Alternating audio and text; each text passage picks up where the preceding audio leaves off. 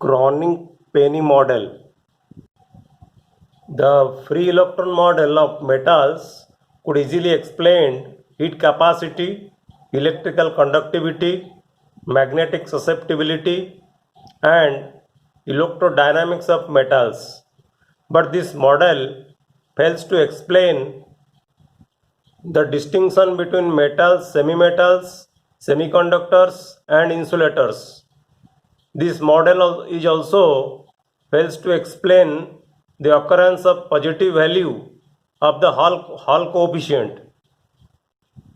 The band theory of solid could easily explain the distinction between metals, semimetals, semiconductors, and insulators. What is band theory or the energy band model? In energy band model, it is the energy gap.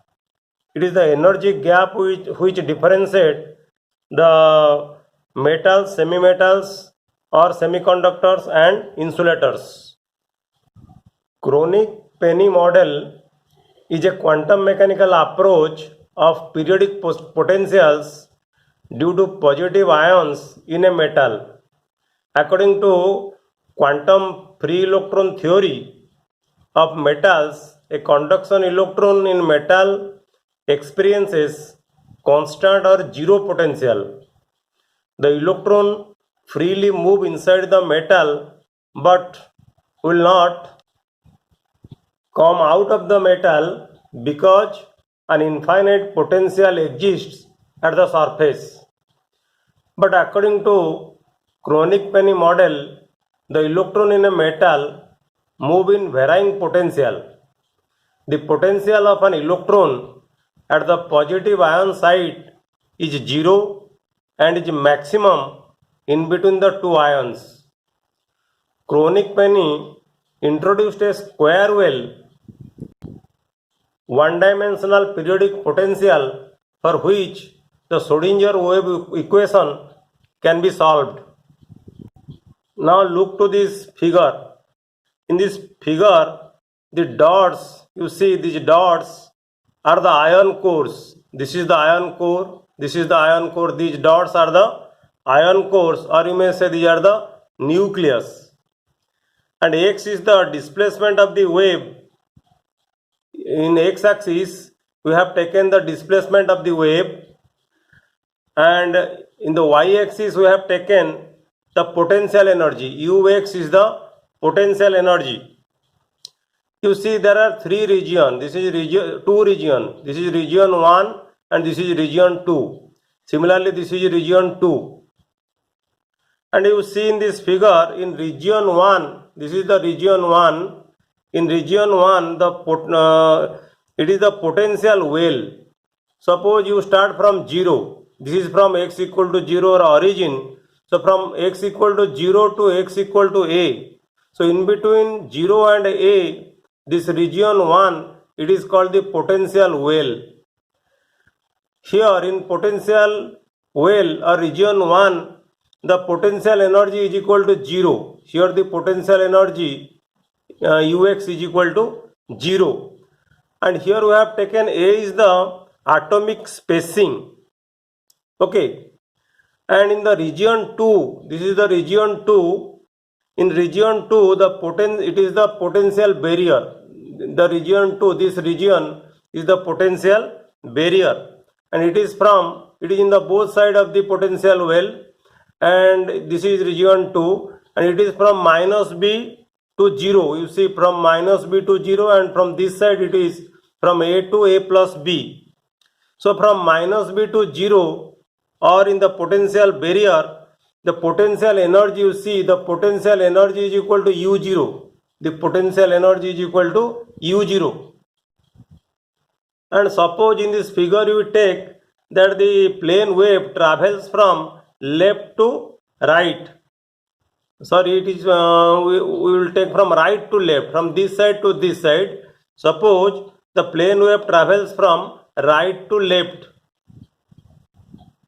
So applying Schrodinger's time independent wave equation in one dimension, second derivative of psi with respect to x plus twice m by h cross square E minus u into psi equal to 0.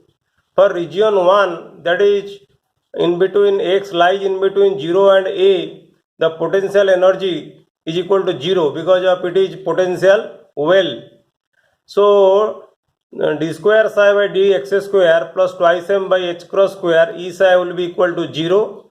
And for region 2, that is the potential barrier, that means x lies between minus b to 0, the potential energy u is equal to u0. So Schrodinger time independent Schrodinger wave equation can be written as d square psi by dx square plus twice m by h cross square E minus u0 into psi is equal to 0. Suppose here you take twice m by h cross square into E, that is equal to alpha square, and minus twice m by h cross square into E minus u0 is equal to beta square. Here we have taken to another notation alpha beta to represent the wave vector for the traveling wave, and to distinguish the wave vector k which we will take in the Bloch function. So to distinguish the wave vector we have taken in Bloch function, that is k, from the wave vector of the traveling wave we have taken two another constants alpha and beta. Not constants, these are the two new notations. Now equation 1 and 2 becomes d square psi by dx square plus alpha square psi equal to 0 for x lies between 0 to a, and d square psi by dx square minus beta square psi will be equal to 0 for x lies between minus b to 0. The solution of the equation 4 and 5 is of the form psi is equal to e to the power I kx ukx. It is nothing but the Bloch function. What is Bloch function? According to F. Bloch, the solution of Schrodinger's equation for a periodic potential must be a spatial form. Like psi equal to e to the power I kx into ukx. Here ukx represents the periodicity of the crystal lattice and k is the wave vector. And according to Bloch, ukx is equal to ukx plus t. Remember, according to Bloch, ukx is equal to ukx plus t, where t is the translation vector of the lattice. So now differentiating equation 6 with respect to x, we get, if you calculate the first derivative of psi with respect to x, you will arrive at this equation. Again, if you differentiate the first derivative of psi with respect to x, then you will get the second derivative of the wave function psi. And if you calculate the second derivative of psi, you will get this equation number 7. You will arrive at equation number of 7. This calculation is very simple. And if you substitute the value of the second derivative of psi with respect to x, that is the equation 7, value of equation 7 in equation 4 and 5, and divide throughout by e to the power I kx, we will get these two equations, that is equation 8 and equation 9. The general solution of equation 8 and 9 is of the form u1 like this and u2 like this in the form of equation 10 and 11. And if you solve equation 10 and 11, we will get P divided by alpha A sin alpha A plus cos alpha A equal to cos Ka. And this equation is called the Kronig-Penney model. This equation is called the Kronig-Penney model. where P is the scattering power of the potential barrier, and here A is the interatomic distance, and alpha, here we take the wave vector in for the traveling wave, and K is the wave vector in Bloch function. The scattering power of P is a measure of the potential barrier. Remember, scattering power means it is the measure of the strength by which electrons in a crystal are attracted to the positive charge of the nucleus, and the magnitude of the scattering power is equal to P is equal to m into u0 AB divided by h cross square. Higher the value of P, more strong will be the binding of electrons in a particular potential well. Since the value of cos Ka lies between -1 to +1, the value of P divided by alpha A, sin alpha A plus cos alpha A also lies between -1 to +1. The values of alpha A are not allowed.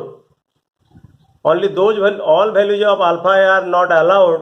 Only those values of alpha A are allowed for which the term P by alpha A sin alpha A plus cos alpha A has to take values from +1 to -1. So forbidden gaps in the energy spectrum are formed. If we plot a graph taking Ka along x-axis and P by alpha A sin alpha A plus cos alpha A along y-axis, then the nature of the graph will be as shown in the figure for the value of P 3 pi by 2.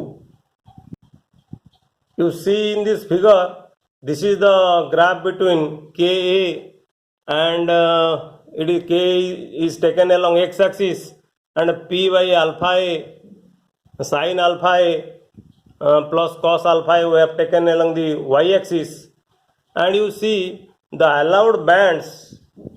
You see in the figure, the allowed bands are shown in dark lines. You see, these are the allowed bands. These dark lines, these are the allowed bands. As the value of alpha A increases, the width of the allowed energy bands increases. You see how the width of the allowed, this is the allowed energy band, then the width is increasing, here the width is further increasing, here further increasing. So as the value of alpha is increasing, the width of the allowed energy bands increases, and thus the forbidden energy bands becomes narrow. You see, this is the forbidden energy bands, how they are becoming narrow. And what is the energy gap? The difference between the highest value of the energy in a given band, this is the highest value of energy in a given band, and the difference between the highest value of the energy in a given band and the lowest value of energy in the next band, and the lowest value of energy in the next band, this is the lowest value of energy in the next band. You see, here you see this is the highest value of energy in a given band, and this is the lowest value of energy in a next band, and this is called the band gap. So the band gap, this band gap are also called the forbidden energy states. These band gap are also called forbidden energy states, and we distinguish conductors, semiconductors and insulators depending upon the band gap. This band gap distinguish the conductors, semiconductors and insulators. So Kronig-Penney model is useful to analyze the elementary band theory. Thank you.